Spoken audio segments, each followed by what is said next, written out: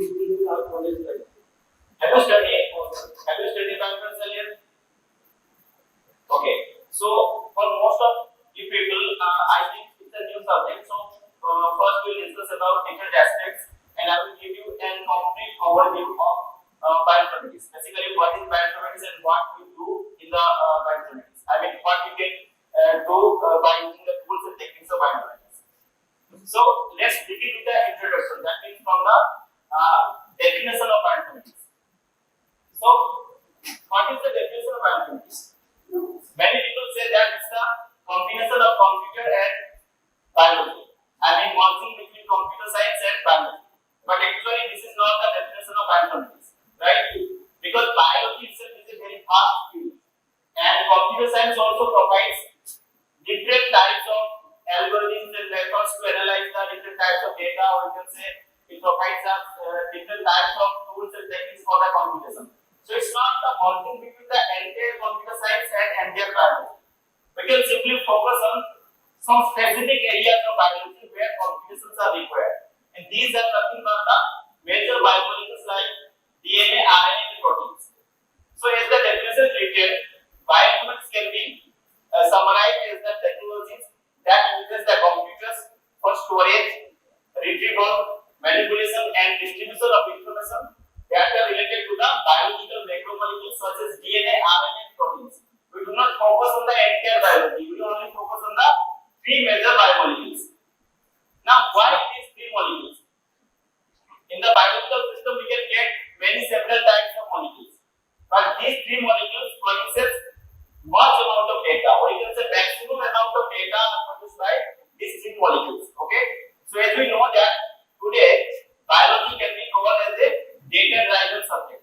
That means huge amount of data are being generated, they are processed and analyzed. Okay, due to the implementation of several techniques like DNA microarray, next-gen sequencing, and protein structure decryption techniques, as well as mass spectrometry. Due to implementation of these techniques, we generate huge amount of data, and for analysis, storage, and processing of those data, we use some tools and techniques of computer science, and this is all about your bioinformatics. Are you familiar with it? Okay. So what are the informations produced by these molecules? What are the informations or data produced by these molecules?